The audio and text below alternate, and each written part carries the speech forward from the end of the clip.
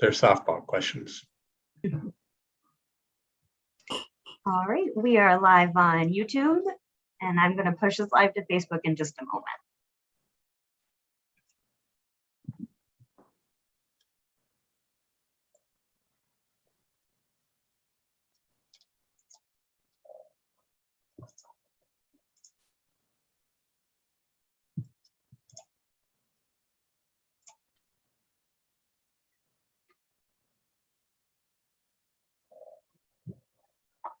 Right, and now we should be live on Facebook.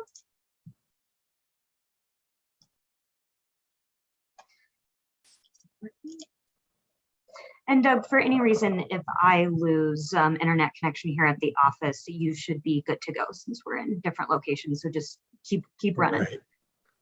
Yeah, and you'll just cue me when to start. Great.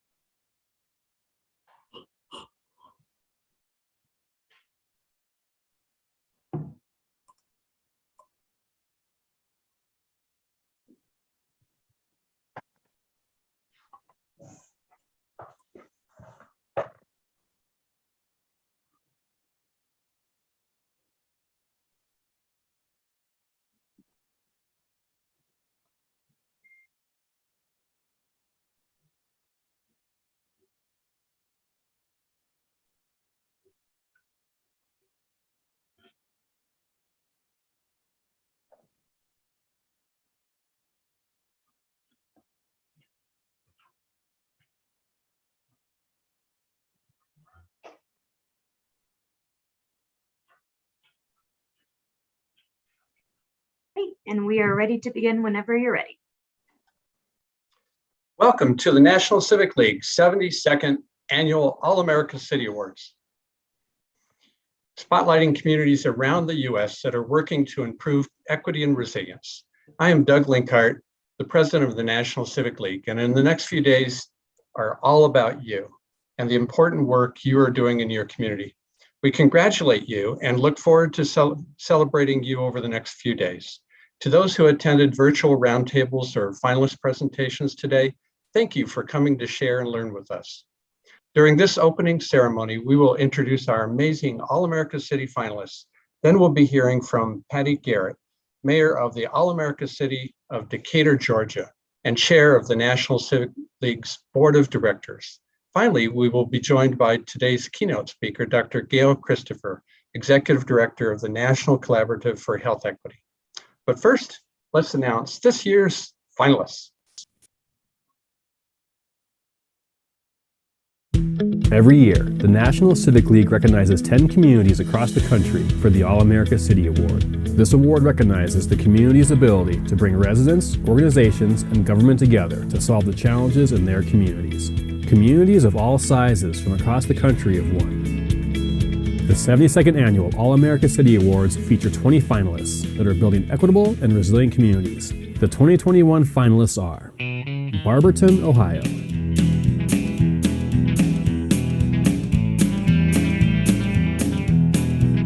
Bellevue, Washington;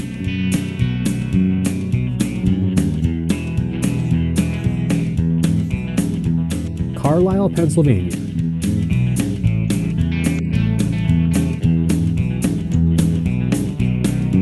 Dallas, Texas;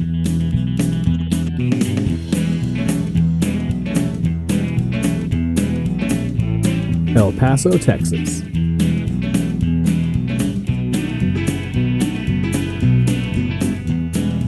Inglewood, Colorado;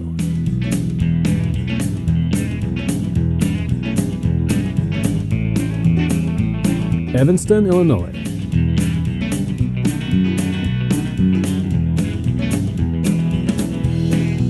Fitzgerald, Georgia;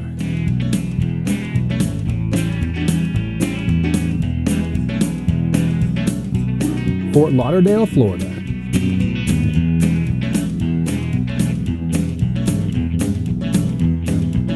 Fort Wayne, Indiana;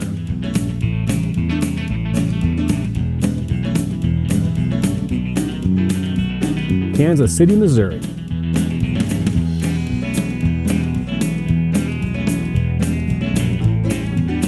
Livermore, California.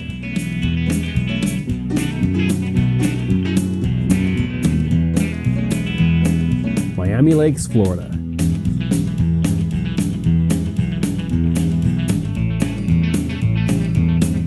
Miramar, Florida.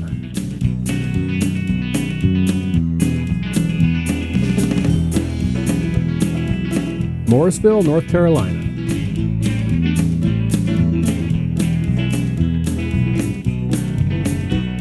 Richmond, Virginia.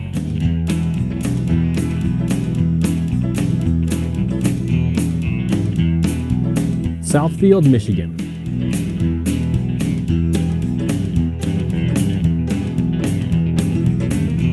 Spokane, Washington.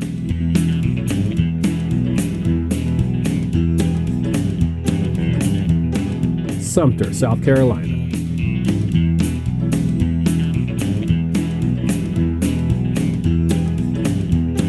Wheat Ridge, Colorado.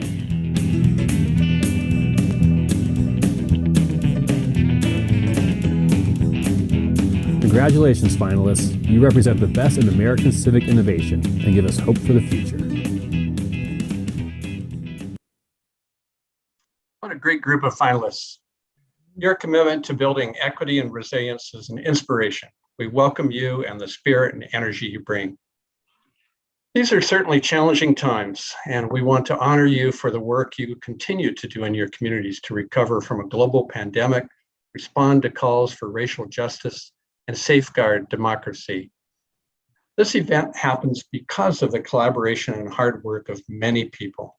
We thank our sponsors, particularly Southwest Airlines, the official airline of the All-America City Awards for the 13th year, the Campaign for Grade Level Reading, CGI Communications, ICMA RC, and our other sponsors and supporters that are listed in your program. Let's also give a big thank you to our application reviewers, our youth award interviewers, and the jury. And lastly, but not leastly, a special thanks to National Civic League staff, especially Rebecca Trout, for making all this possible. Although we're virtual this year, we hope you use these next few days to attend workshops, read about your fellow finalist communities, explore the booths, and enjoy the talent showcases. In the words of people who have been part of the All-America City Awards before, we hope that you fall in love with your community all over again and are inspired to do even more in the coming years to make it better. I'd now like to introduce the National Civic League's Chair of the Board of Directors, Mayor Patti Garrett. Patti Garrett was elected to Intercity Commission in 2009 and has served as mayor since 2016. She serves as chair of the board of the National Civic League and on the board of the Georgia Municipal Association, where she is a member of the Federal Policy Council and the Environmental and Natural Resources Committee. She's interested in health policy, particularly related to access to healthy foods, equity, environmental policies, active lifestyles, and the role of local government in fostering healthy, equitable, and vibrant communities. The National Civic League has benefited from her board service and now her leadership. Thanks so much, Mayor Garrett, for being with us today. Thank you. It's an honor to be here, and just watching the video presentation really piques my interest in what a great group of cities that are participating this year. And I always get inspired and then want to go visit those places. So that's another great part of this. So welcome everyone. It's really a pleasure to serve on the board as board chair of the National Civic League. The All-America City Award has been recognized as the best in civic innovation for over 70 years, with over 500 communities receiving the designation. And Decatur, Georgia was thrilled to be recognized as an All-America City in 2018. And the award has served to solidify our culture of engagement, collaboration, and has brought the community a sense of real pride.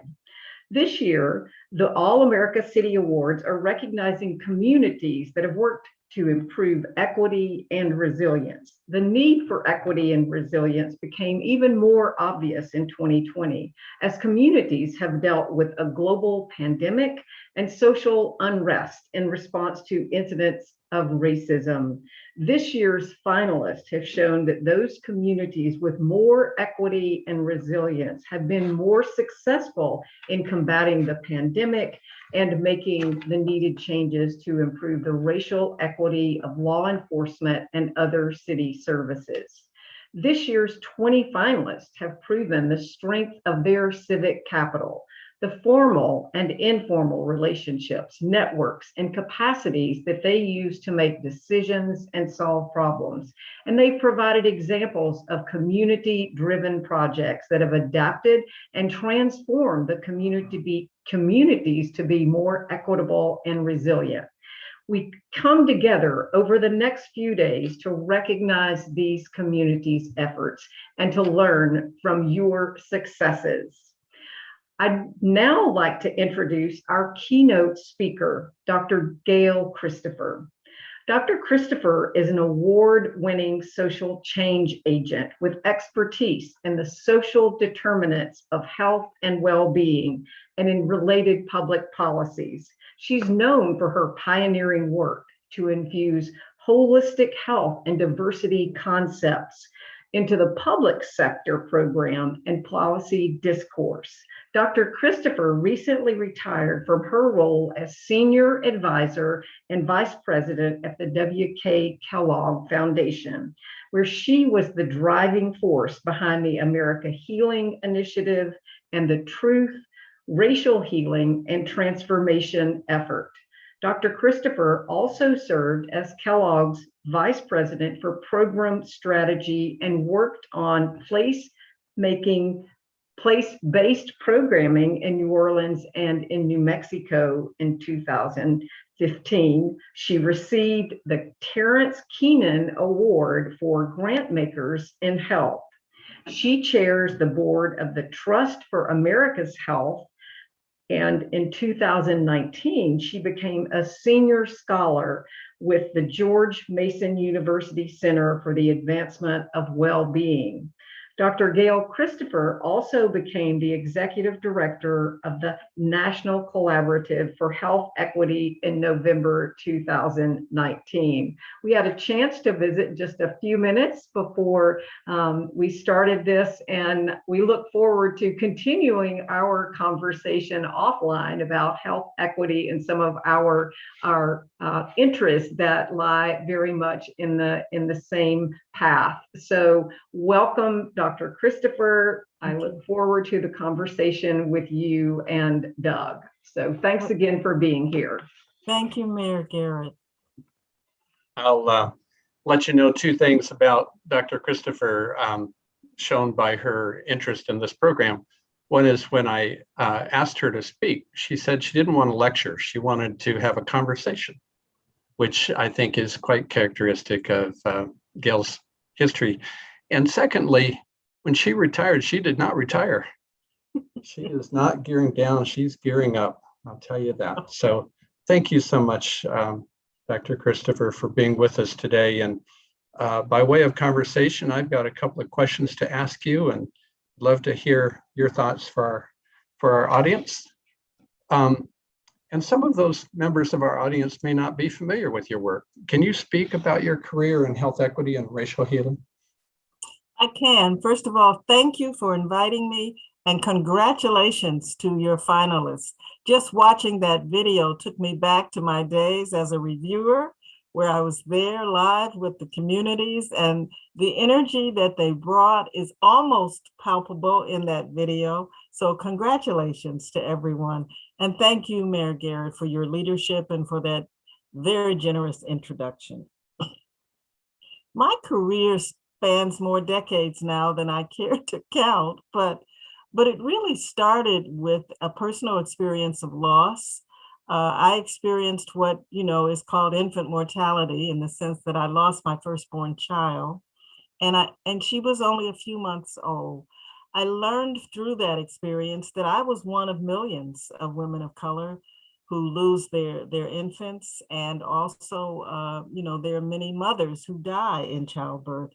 And that sort of launched me on a journey to find out why. Why do African American mothers have such disproportionate and continuously so, incidents of infant mortality and loss. And that led me into an understanding of holistic health and well-being and the importance of access to quality foods and environments that are nurturing and supporting, and really opened up my understanding of the social determinants of health.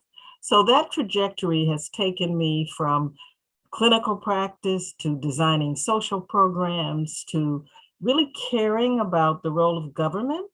Government is important in our lives, and as the bashing government movement, expanded, I did some work with the Alliance for Redesigning Government and the Institute for Government Innovation at Harvard's Kennedy School of Government.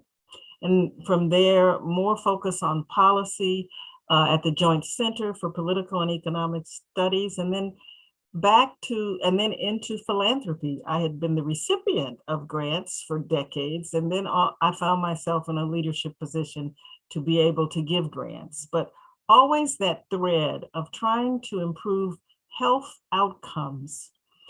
For years we used euphemisms.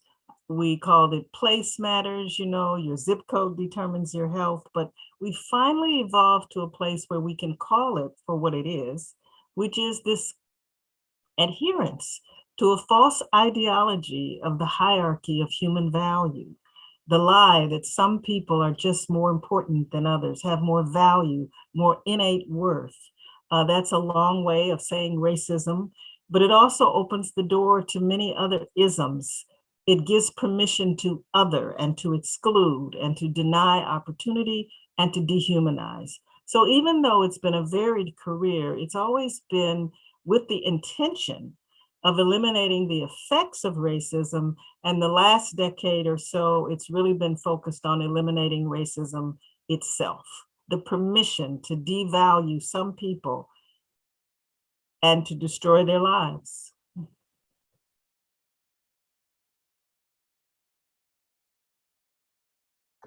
Thank you, Dr. Christopher.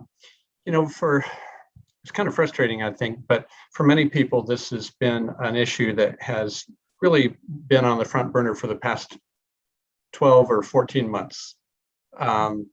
Since the death of George Floyd, the murder of George Floyd, many people in America have awoken to the issue of racism and responded. And I know there are some good parts and maybe not so good parts about that, but give us your reflections on where we are at this moment in time. Well, thank you for that question. I gave a speech this weekend and it was really wrapped around this moment, right? There's no question that the level of awareness, the level of mobilization, civic mobilization and engagement on this issue is probably unprecedented, both within our country and around the world. So this is what you might call a watershed moment, potentially. And our challenge now is to leverage this moment in strategic ways. Of course, whenever you have a watershed moment on an issue that could be as divisive as this one, you do have backlash, you do have division. But the majority of Americans, and that's the good news, the majority of Americans understand that this is a legacy that we as a country need to face, and we need to heal, and we need to transform ourselves. And so I think we're at a critical moment. I am so proud of the current administration in Washington, putting equity right in the center of its platform. It is the first time you've ever heard a president in his inaugural address be very explicit about these issues.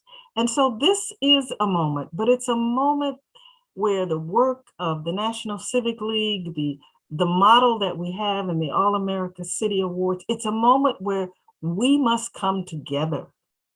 We must transcend our selfishness, if you will, our inability to communicate and to relate across differences. And we must develop the skills and the capacities to take this country to the next level. And I say with all sincerity, America owes this to the world. Our meteoric rise to prominence, economic prominence, was based on the loss of so many lives. We must do this work. We must model for the world that it is possible for us to face our past, heal through it, and transform ourselves into a country that actualizes our aspirational tenets that all are truly created equal. It's a journey. It's a journey that we simply must do if we're going to survive as a country. And it's a journey that if we do it, we can say to the world that it is possible to do this. Because even though we have a unique brand of racism in this country, racism is a problem throughout the world. And so the moment for me is a moment of tremendous opportunity. As you know, I put a lot of energy into designing various programmatic strategies for this, the most recent of which is the Truth, Racial Healing, and Transformation work. And it's happening on college campuses and in cities around this country. Federal legislators are taking a look at it. Barbara Lee has proposed a resolution. Senator Cory Booker has supported it in the Senate to create a U.S. Truth, Racial Healing, and Transformation process.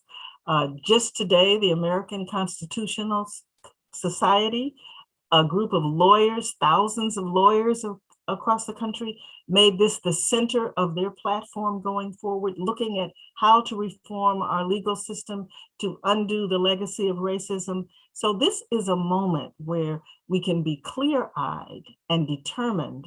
And I think it's an unprecedented moment in our history. And I'm really excited to be able to not be retired and to still be actively engaged in helping to lead this work. Thank you so much. And those are really inspirational words. Gail, you've got a background in healthcare. Talk to us a little bit more about this past year and a quarter under COVID-19. And it certainly awoke many people to the health disparities that are out there. Are we better prepared now when this comes back around? And are there lessons that we've actually learned through this process, do you think? We are somewhat better prepared in the sense of we won't be, as they say, gobsmacked or caught completely off guard. We have leadership now in the country that feels a sense of responsibility for all of us, and decided to manage this challenge. And I think that experience alone has given us the muscle memory of what we need in the event that things should resurface. So in that sense, we are better off, but we're not better off in terms of the structural inequities that led to such disparate impact, in diverse communities of color. The increased exposure, I love this new phrase that arose through the pandemic of essential workers, right? But these workers were there, on the front lines forever, but they were not considered essential. They were not paid adequately, nor did they have access to the child care and to the health care and to the affordable housing and the safe transportation and the healthy air to breathe. I mean, the list goes on and on and on, all social determinants, right? And as a result of those inequities, there was disproportionate loss and death and illness. And of course, all of that was over a burden, laid over a burden of chronic diseases like diabetes and heart disease and obesity. And the obesity and the diabetes are all related to access to healthy food, access to safe places for movement, and the lack of access to healthy food.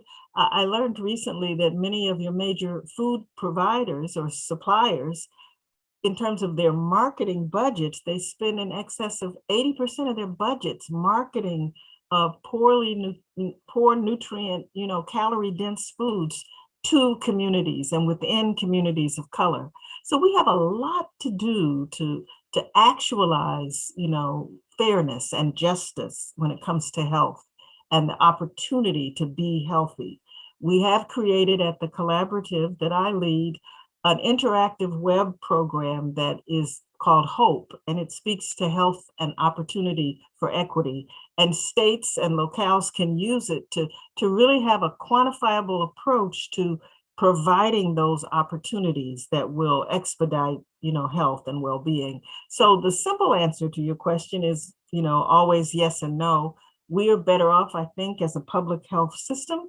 We're not anywhere near where we need to be. And I'm hoping that this administration will invest. I am directing a commission now for the Robert Wood Johnson Foundation, whose intention is to transform public health data systems. Data creates our narratives. Data provides the information that determines what we do. And one of the things that was exposed in the pandemic was our woefully lacking public health data systems. We don't even know how many people, fell victim to COVID-19. Not really, our systems are just weak. And so I'm hoping that there's an African proverb that says to stumble is not to fall, but to move forward faster. I'm hoping that we will move forward faster in redesigning our systems with an intentional focus on equity and well-being. Okay, thank you. What keeps us inspired at the National Civic League is that we work with communities all around the country that are doing great things at the local level. It's easy to get discouraged looking at the federal government and sometimes at the state level and not feel much progress. But I know that you have worked with cities throughout the country, and the Truth Racial Healing Transformation Project identified 14 communities for special focus just before you left the foundation. Are there examples around the country that you could point to of success on equity and resilience? Yes, and I'm always impressed with what's going on in Buffalo, New York, and how the business community has stepped up, and they've also prioritized the vulnerability of young men of color in that work. Very exciting work. The city of Chicago has trained, I believe, over 500 people to conduct racial healing circles, to bring communities together. And I think the last count was over 3,000 people in the city have come together to deal with these issues in ways that respect and honor all of the participants. The city has a project where they've funded, they call it Healing Together. We Can Heal Together. Chicago Heals Together, I think is the name of it. Exciting work during the pandemic, using the virtual platforms to bring communities together and to empower young people through the city colleges to see this as their work, to develop career paths of bringing people together and enhancing civic engagement. The work in Selma, Alabama, and other places, the work in Lansing, Michigan, and Flint, Michigan.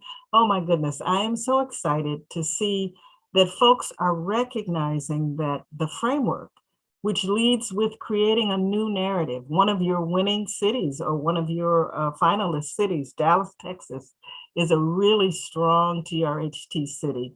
And they've done some amazing work to investigate the narrative and to fill in the missing narratives about the diversity and the historic diversity of that city. So people are using the framework, the strategy, they're changing their local narratives, they're exploring their local histories and engaging their newspapers. They're deliberately bringing their communities together through racial healing and relationship building. And then they're taking the deep dive to look at the structures of inequity that have been driven by an intentional separation of people, an intentional legal structure and system that dehumanizes and devalues, and ultimately an economy that exploits. So those are the 5 pillars of the TRHT work. And communities across this country are encouraged. The Kellogg Foundation has a big section on their website to offer guidance for any communities that might want to use this approach, because our goal is transformation.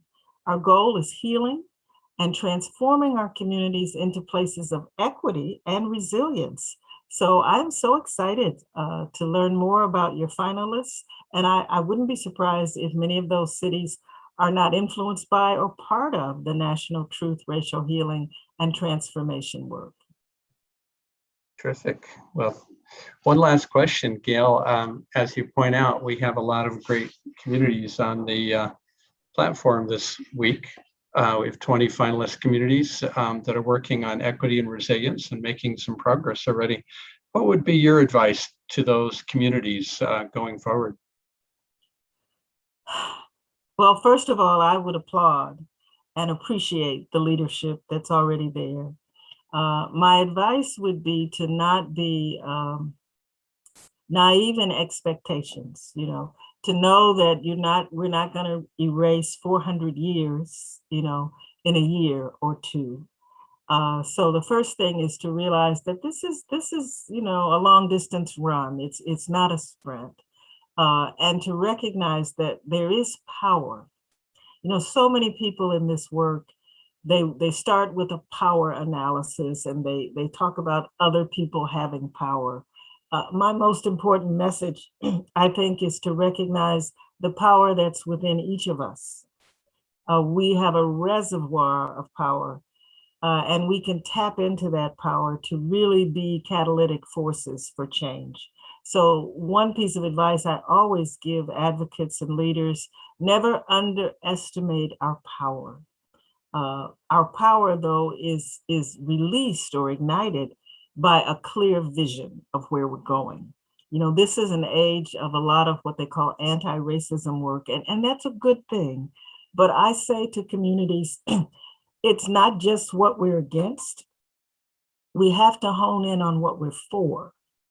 And what we're for is driven by a clear vision, a clear set of expectations of where we're going. So I think to all the communities that are doing this work, I would say, let's start with a collective vision of a future without racism. If we don't believe that America can truly have a future without racism, we will never create that. We have to believe it, we have to envision it, and that's the vision that will draw out our energy and our power. It's the vision that will enable us to create and manifest the very thing that we see and believe is possible. Well, thank you so much, Gail. You're truly an inspiration to all of us, and our country is better off for your work. So thanks so much. And we look forward to continuing to converse with you over the years. And I would recommend to folks to look at the Kellogg website. There's some great information and resources there on truth, racial healing, and transformation, and also to your website, the Collaborative Fair Health Equity. And congratulations on leading that effort now. Thank you. It's been my honor to be with you, and I'm a fan, and I know that you all are a bright light in the midst of all the confusion and darkness in this country right now. You're showing that it's possible to come together and to have hope, and indeed to heal communities. So thank you very much for the work that the National Civic League continues to do and has done for so many decades. Okay, thank you. Bye-bye. Gail Christopher has been a friend to the National Civic League and All America Cities for a long time, and we appreciate your continued support and friendship. Finally, want to give some important information for attendees. In the event platform, you'll find the schedule for the next few days. We keep the jury presentations on schedule. They start tomorrow at 12 noon Mountain Time. Anyone want to win a Southwest airline ticket? To do so, we encourage you to attend as many workshops as you can, because at each one, your name will be taken for a chance to win a Southwest Airlines ticket to be given away Wednesday night at the end of the awards event. There are also opportunities for Southwest tickets throughout the Civic Action Fair and Cultural Entertainment Showcase, and also active participation on the event platform will result in a few other surprises as well, in addition to ticket vouchers. Southwest Airlines is turning 50 this month, and will be celebrating with their employees and communities across the country to inspire 1 million acts of kindness Whether delivering a meal to a neighbor, cleaning up a park, or sharing a note of encouragement, they believe community is more than a place. It's at the heart of what brings it together. I might note, we have seen so many great examples over this past year of residents, neighbors, and businesses pulling together to help each other. It has truly been heartwarming. Southwest invites you to join the call for a kinder world by visiting southwest50.com to take the Southwest Kindness Pledge and learn more. We'll also be giving away special gifts throughout the event, in addition to the free tickets I mentioned earlier. So have fun, explore the great content, learn as much as you can, watch as many presentations as possible, and enjoy the rest of your evening. Thank you.